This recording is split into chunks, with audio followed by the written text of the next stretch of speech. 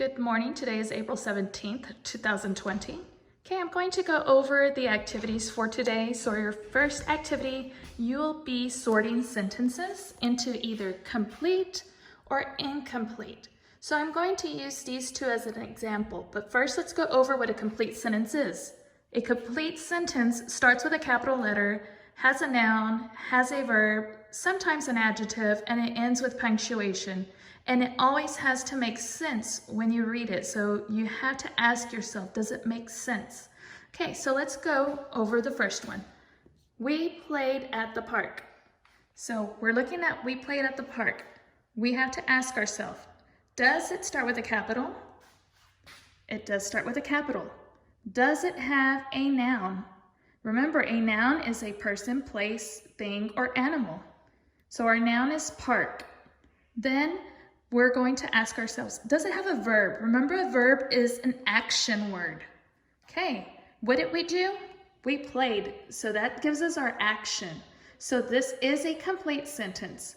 So when you go onto your handout, you can either cut and glue it into this spot because it's a complete sentence, or you can write it nice and neat right here in this space. If you do it onto your notebook piece of paper or your journal, write your complete sentences up on top and your incomplete sentences on the bottom. Okay, let's go over playful puppy. Does playful puppy start with an uppercase? Yes, it does. It's a capital letter. This is our capital letter. Does it have a noun? Yes, we have our noun. Does it tell us what the puppy is doing? No, it's not telling us what the puppy is doing, and it does not make sense. All it says is playful puppy.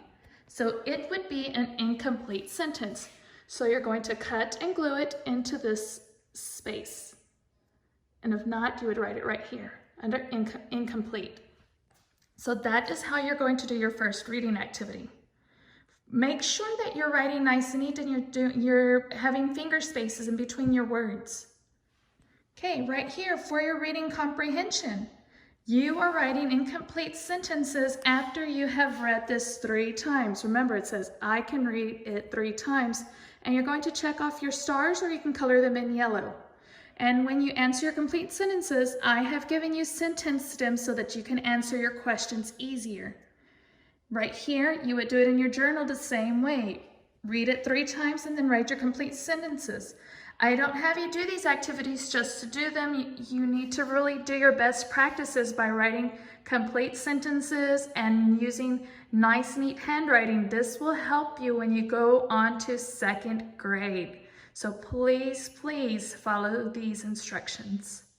So for your math activity, you will be doing a place value activity first. I went ahead and numbered these. So if you do it on a notebook piece of paper, you know which ones go where. So I put 1 to 5, 6 to 10. 1 to 5, 6 to 10. So these are the answers. So you're going to decide which of these answers go in these squares. Remember when we talked in class, we discussed that these stand for tens, and these blocks by themselves stand for ones. So if you have tens, you're skip counting by tens, and then you're counting these by ones for place value. That's your first math activity. Your second math activity, it's measuring buildings. So this is our measurement on how high they are, and these are our different types of buildings that we have. So right here, it says the tallest building is, so we're going to see which one's as tall as 10. So of course it would be building B. So you would put a letter B right there. So that's measuring buildings. So follow the instructions and the questions that it's asking you. Right here on your notebook piece of paper, you can do both activities, your place value activity and your measuring activity, so that you don't waste paper. Okay?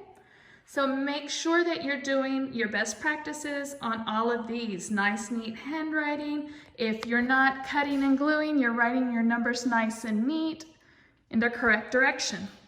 So if you have not turned in these assignments, please, please have them turned in to me by today. On Tuesday, you should have turned in community helpers, which is our social studies grade, parts of a plant, which is our science grade. For Wednesday, you should have turned in your ABC order activity. That is your writing grade, your language arts grade. And then your reading comprehension, That is your reading grade. Then you are supposed to turn in your math activities, which is count on dimes and I believe it's at nickels, and your bar graph sheet ladybugs. That will go combined together for your math grade. So if you haven't turned these assignments in, please do so by today. Okay, these are your technology choices that you can pick from. We have Math Prodigy, Math Education Galaxy, Reading Spelling City, Reading Education Galaxy, and Reading Scholastic. Remember to keep reading and do your AR. I will be sending you a link on how to go onto BookFlix. There are tons of books on BookFlix that you can read or watch stories on, and then you can take AR tests on all of those books so that you can stay on track. Okay, remember, do your best and never give up.